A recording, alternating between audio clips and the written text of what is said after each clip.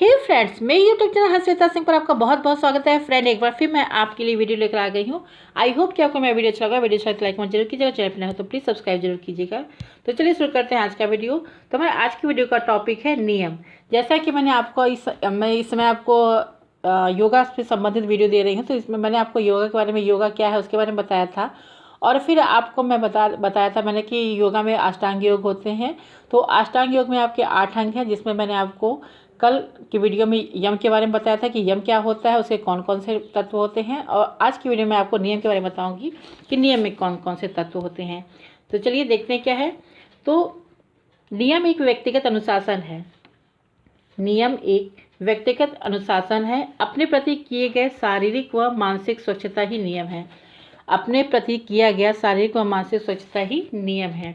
और ये आपके 5 प्रकार के होते हैं। यम भी आपके 5 प्रकार के होते हैं और नियम भी आपके 5 प्रकार के होते हैं। तो चलिए देखते हैं सबसे पहले क्या है आपका नियम के अंग। तो इससे सबसे पहले आता है हमारा शौच। ठीक है, नियम के आपके 5 प्रकार के हैं, उसमें सबसे पहला है शौच। शौच को आपको मैं बता दूं कि शौच को शुद्धि कहा जाता है। ठीक है, शौच को शुद्धि, ठीक, मैंने यहाँ लिखा नहीं है तो आप इसको देख लीजिएगा कि शौच को जो आपको शुद्धि कहा जाता है। शौच मतलब शुद्धि होता है। तो इसमें क्या है कि व्यक्ति को शरीर व मन की बाह्य व आंतरिक सफाई करनी चाहिए। शौच के प्रकारों में शौच को 2 प्रकार से यहाँ पे 2 हो जाएगा। ठीक है, यहाँ पे आपका 2 हो जाएगा कि शौच को 2 प्रकार से परिभाषित किया गया है। तो इसमें क्या है कि एक बाह्य शौच, शौच मतलब शुद्धि। ठीक है, तो एक आपका बाह्य शुद्धि और दूसरा हो जाएगा आंतरिक शौच या शुद्धि।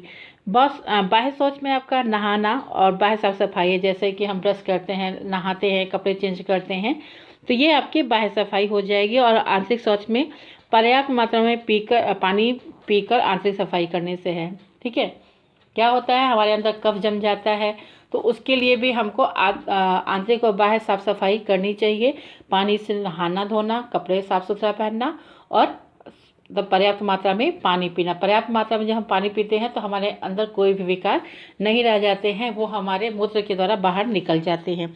ये हो गया आपका एक। ठीक है, कि मतलब शौच शुद्धि क्या है, बाह्य सफाई। और आंतरिक सफाई क्या है, पानी तो हम बाहर से ही डाल रहे हैं ना।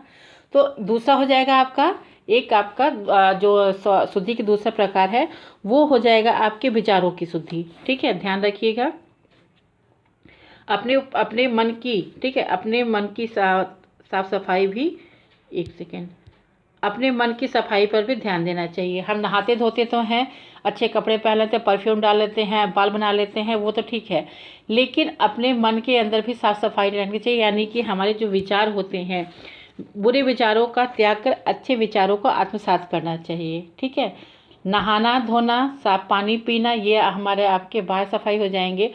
और विचारों में जो आपके जो गंदे विचार हैं उनका परित्याग करके अच्छे विचारों का आत्मसात करना ही आपका शुद्धि है। ठीक है, तो इस तरह आपकी शुद्धि 2 प्रकार की हो गई, तन की शुद्धि और मन की शुद्धि। ठीक है, ध्यान रखिएगा, तन की शुद्धि और मन की शुद्धि आपकी शौच के अंतर्गत आता है। नेक्स्ट देखते हैं। नेक्स्ट क्या है हमारा, संतोष। ठीक है, सेकंड है हमारा संतोष। संतोष में क्या है, इसमें देखिए कि व्यक्ति को प्रसन्न रहने की आदत डालनी चाहिए। ठीक है, व्यक्ति को प्रसन्न रहने की आदत डालनी चाहिए। व्यक्ति को अच्छी व बुरी परिस्थितियों में प्रसन्न व खुश रहना चाहिए। क्या है कि हमें जो कुछ मिला है उसी में खुश रहे। हमें ये नहीं, मैंने आपको कल ही बताया था, आज मैं बता रही हूँ कि ऐसा नहीं होना चाहिए कि हम दूसरों की चीज़ों को देख के बहुत दुखी नहीं कि उसके पास ज़्यादा है, मेरे पास कम है। भगवान ने हमें जो दिया है, जितना दिया, उसमें खुश रहना चाहिए। अगर आप खुश रहेंगे तो भगवान को लगेगा कि हाँ ठीक है, इसको हम और देते हैं। तो जब मन खुश रहेगा तो हमारे अंदर पॉजिटिविटी अपने आप आएगी और हम सही काम हमेशा करेंगे और काम करने की हमें एनर्जी भी मिलेगी। तो जैसे भी हो, हर समय प्रसन्न रहना चाहिए। संतोष का मतलब है तृप्त रहना। ठीक है, ध्यान रखिएगा, संतोष का मतलब है तृप्त रहना। तृप्त क्या है कि हम जब हर चीज़ से परिपूर्ण रहेंगे, कि हमें किसी चीज़ की कमी नहीं होगी, हमारा मन भरा भरा रहेगा, हम खुश रहेंगे, तो हमारा मन तृप्त रहेगा, वही हमारा संतोष होता है। ठीक है, नेक्स्ट है अपने खुश होने का कारण आप खुद होने चाहिए। दूसरों को अपनी खुशी का वजह नहीं बनने देना चाहिए। ठीक है, यहाँ बननी चाहिए हो गया है। ठीक है, बनने देना चाहिए, वरना पछताना पड़ेगा। अतः जो मिला है उसमें संतोष करो, खुश रहो और तृप्त रहो। देखिए क्या है कि हम क्या होता है कि हमें जो मिला है हम उसमें खुश रहे, ये कहा गया है कि हम इसमें ये संतोष है।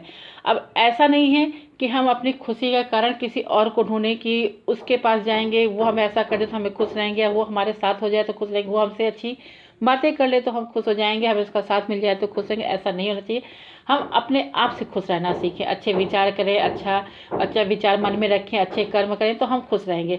अगर हम अपनी खुशी के कारण दूसरों को बनाएंगे तो हमेशा दुख हमें मिलेगा और पछताना भी पड़ेगा, क्योंकि कोई किसी को खुश नहीं देख सकता। अगर उसको पता चल जाए कि आप उसकी वजह से खुश रहे तो वो धीरे से हट जाएगा, क्योंकि वो आपकी खुशी के कारण नहीं है। वो ऊपर से दिखा सकता है, लेकिन वो आपको कभी भी इंटरनल सपोर्ट नहीं करता रहेगा।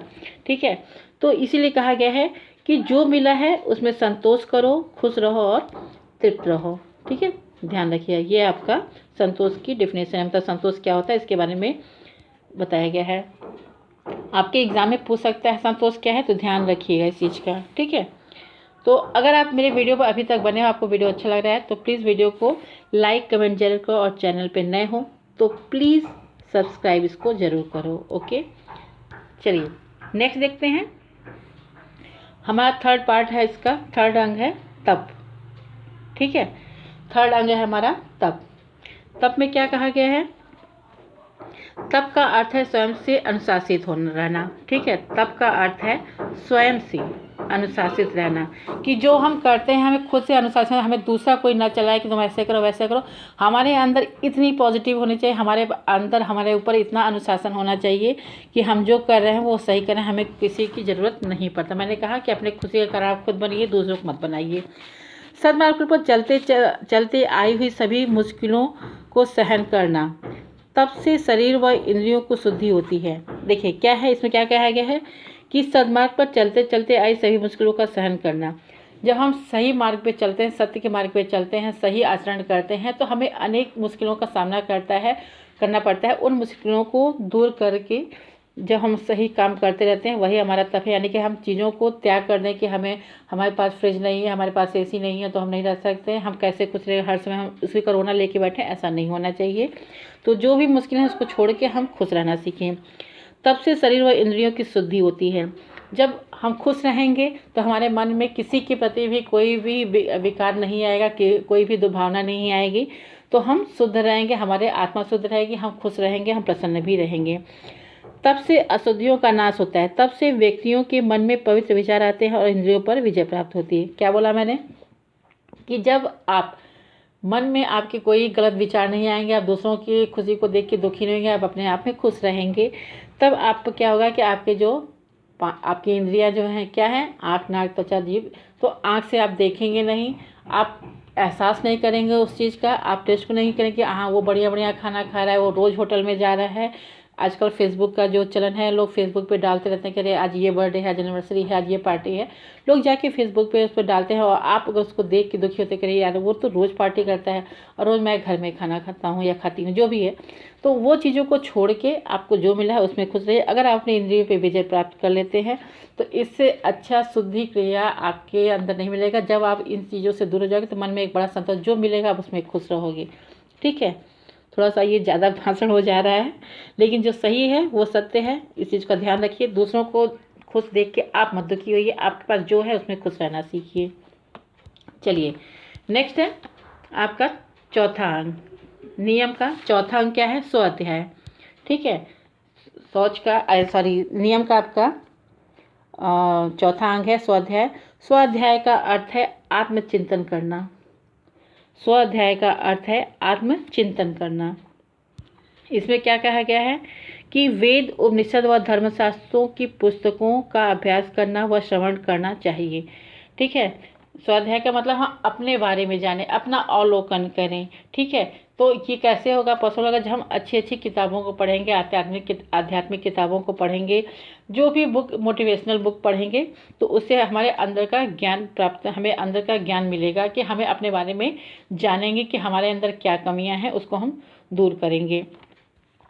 स्वाध्याय से स्वयं के भीतर के खालीपन का ज्ञान होता है और इसी के माध्यम से व्यक्ति ईश्वरीय तत्व चेतना का अनुभव होने लगता है। ठीक है, मैंने क्या बोला कि जब हम अपने बारे में अवलोकन करेंगे, अपना आत्मलोकन करेंगे, आत्मचिंतन करेंगे कि हम क्या हैं, कैसे हैं, तो जब हमको उसका ज्ञान हो जाएगा तो उसके बाद जब हमने कमियां देखेंगे तभी हमें फिर एक ईश्वरीय चेतना यानी कि जो भगवान है उसका ज्ञान होगा कि नहीं भाई ऐसा भी कुछ है, इन चीज़ों से दूर है कि उसमें मन लगा। जब आप उसमें लगाओगे तो आपको कोई भी दुख, दर्द, कष्ट कुछ नहीं अनुभव होगा।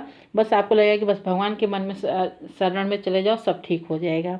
ठीक है, तो इसी के माध्यम से व्यक्ति ईश्वरीय तत्व का अनुभव होने लगता है, जिसके कारण व्यक्ति को एकाग्र होने पर अनेक देवी देवता दिखाई देते हैं। मैंने क्या बोला कि जब हम मन में खुश हो जाएंगे, खुशी मतलब अगर हमें दूसरों के दुख को देखकर दुखी नहीं होंगे, तो हमें जब हम मन को एकाग्र करेंगे तो हम जैसे एक फोटो में देखते हैं कि हमारे देवी देवता हैं, तो हम शांत मन से बैठेंगे तो हमें दूसरों के बारे में ना सोच के हम एक ध्यान जब केंद्रित करेंगे तो हमें अपने ईश्वर, वो अपने, अलग बात है कि उनका हमें चेहरा क्लियर नहीं दिखाई देगा, बट हमें लगेगा कि हाँ हमारे ईश्वर हमारे सामने हैं, मैं और वो आमने सामने बात करते हैं। आप अगर नोटिस करोगे कि आप कभी जब बहुत मन से पूजा करते हो तो आपको क्या शोर हो रहा है, क्या कुछ हो रहा है, कुछ नहीं दिखाई, बस आप और आपके भगवान आपको दिखते हैं।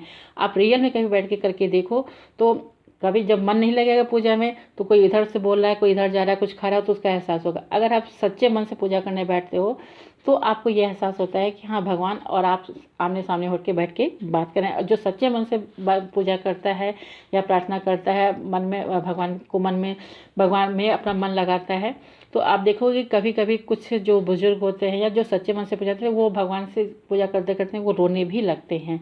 तो इसमें क्या होता है कि उनको ये पता चलता है कि भगवान ही सब कुछ है, बाकी तो ये मोह माया है। ठीक है, तो इसलिए खुश रहना सीखो। ठीक है, तो जब हम मन एकाग्र कर लेंगे तभी हमें ईश्वर की जो है वो मूर्त रूप से दिखाई देता है और हम खुश रहते हैं कि हमें ईश्वर आज मूर्त रूप में दिखाई दिया। चलिए नेक्स्ट है हमारा ईश्वर प्राणिधान, 5वां पॉइंट। ठीक है, नियम का हमारा 5वां पॉइंट है ईश्वर प्राणिधान। इसमें क्या कहा गया है, एक सेकेंड, इसमें कहा गया है कि ईश्वर प्राणिधान का अर्थ है ईश्वर के, एक सेकेंड, ईश्वर के चरणों में स्वयं को समर्पित करना। ठीक है, ईश्वर के चरणों में, ठीक है, ईश्वर के चरणों में स्वयं को समर्पित करना।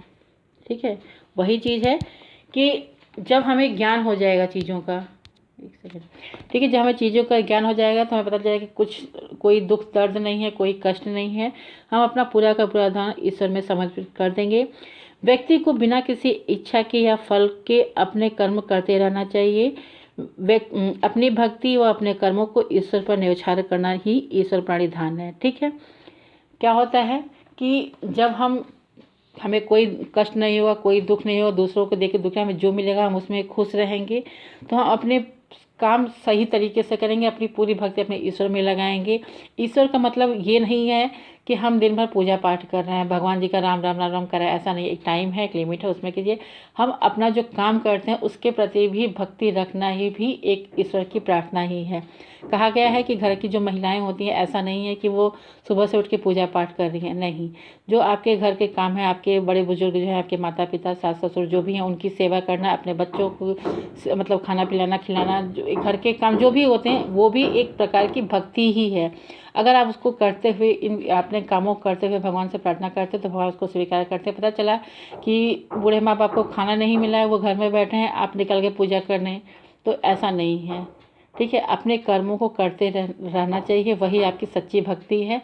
और जब अपने कर्म को अच्छे से करेंगे तो आपको बहुत खुशी मिलेगी कि हाँ हमने अच्छा काम किया है। ठीक है, आप घर के बुजुर्ग की एक बार सेवा करके देखो, आपको बहुत ज़्यादा संतुष्टि उसमें मिलेगी। अब पता चला कि हाँ घर में बूढ़े माँ बाप हैं, उनके लिए खिचड़ी बना के आप निकल गए होटल पार्टी करने, तो ऐसा नहीं। आप कर तो लोगे, एक दिन कर लोगे, 2 दिन कर लोगे, लेकिन फिर मन में कभी ना कभी ये आएगा कि हम गलत कर रहे हैं। और जैसा आप करोगे कल को आपको वैसा ही मिलेगा। इस चीज़ का भी ध्यान रख के करना चाहिए अपने कामों को।